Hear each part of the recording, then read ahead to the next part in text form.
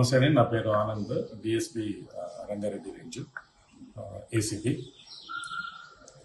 Okay, Ramesh గారు అని చెప్పేసి ఒకతను ఇక్కడ కుకట్పల్లి ఏరియాలో ఉంటారు. ఆయన ఒక టిప్పర్ వెహికల్ కొన్నారు, దాదాపు ఒక 53 లక్షల రూపాయలు అవుతుంది. అయితే ఆయన ఇప్పుడు మనకు ఒక టీ ప్రైడ్ అనే ఒక స్కీమ్ ఉంది తెలంగాణది. సో ఈ దళితుల కోసము ఎవరైతే ఈ సర్వీస్ ఓరియంటెడ్ కానీ మ్యానుఫ్యాక్చరింగ్ నాలెడ్జ్ కానీ ఎవరికైతే ఉంటాయో అట్లాంటి వాళ్ళు దాంట్లో అప్లై చేసుకుంటే వాళ్ళకి సబ్సిడీ కింద కొంత పర్సంటేజ్ ఆఫ్ అమౌంట్ గవర్నమెంట్ నుంచి ఇవ్వబడుతుంది. సో అందులో భాగంగా ఆయన 53 lakhs పెట్టి ఆ టిప్పర్ వెహికల్ కొన్న తర్వాత అది అప్లై చేసుకున్నారు tea pride, Telangana pride scheme కింద. సో అది అప్లై చేసుకున్నప్పుడు ఆయనకి దాదాపు ఒక 23 lakhs చిల్లర ఆయనకి సబ్సిడీ కింద వస్తుంది అనమాట.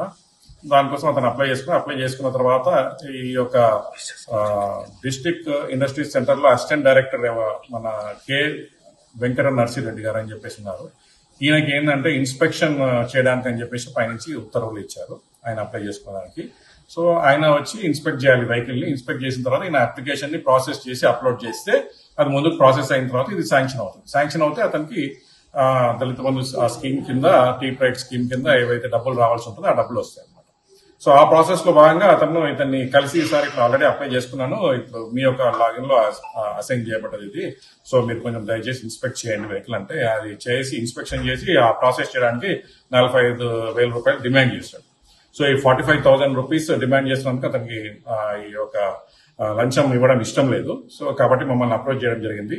అతను అప్రోచ్ చేసిన తర్వాత మేము అతని యొక్క కంప్లైంట్ ని నమోదు చేసుకుని కేసు రిజిస్టర్ చేసి ఈ రోజు 45,000 అతను తీసుకుంటుండగా రెడ్ హ్యాండెడ్ గా పట్టుకోవడం జరిగిందండి. ఇప్పుడు జీడి మెట్లలో ఒకటి ఇండస్ట్రీస్ అసోసియేషన్ సెంటర్ ఒకటి ఉందండి. దాంట్లో అతను వేరే ఇన్స్పెక్షన్ లో భాగంగా అక్కడ దగ్గరలో వెళ్ళి ఇన్స్పెక్ట్ చేసి అక్కడికి వచ్చాడు. అక్కడికి రమ్మని చెప్పేసి కంప్లైంట్ రమ్మంటే కంప్లైంట్ అక్కడికి వెళ్ళి ఇవ్వడం జరిగింది. డబ్బులు ఇచ్చిన తర్వాత అతను అక్కడ డబ్బులు యాక్సెప్ట్ చేసి డైరీలో పెట్టమని చెప్పి రెడ్ హ్యాండెడ్ గా దొరికారు. సార్ అమౌంట్ ఎంత మందికి అని అనుకోవచ్చు? అతను తీసుకుని మాత్రం 45,000 అండి. ఇంకా మిగతాది మేము ఎంక్వైరీ చేస్తున్నాము. అతనికి ఒకరికి ఇందులో సంబంధం ఉందా, ఇంకా వేరే వాళ్ళకి ఎవరికైనా సంబంధం ఉందా అన్న విధంగా కూడా మేము విచారణ చేపడుతున్నామండి. టిప్పర్ కొనుగోలు ఎప్పుడు జరిగింది? టిప్పర్ కొనుగోలు అయిన తర్వాత రిజిస్ట్రేషన్ అంతా ప్రాసెస్ అయిన తర్వాతనే ఇది అప్లై చేయాలన్నమాట దానిలో రూల్. సో ఇది ఆల్రెడీ రీసెంట్ గానే పర్చేజ్ చేసినారు వాళ్ళు. పర్చేజ్ చేసి రిజిస్ట్రేషన్ అంతా చేసుకున్నారు. రిక్వైర్డ్ డాక్యుమెంట్స్ అవన్నీ కూడా ఎన్క్లోజ్ చేస్తూ వీళ్ళు అప్లై చేస్తారు.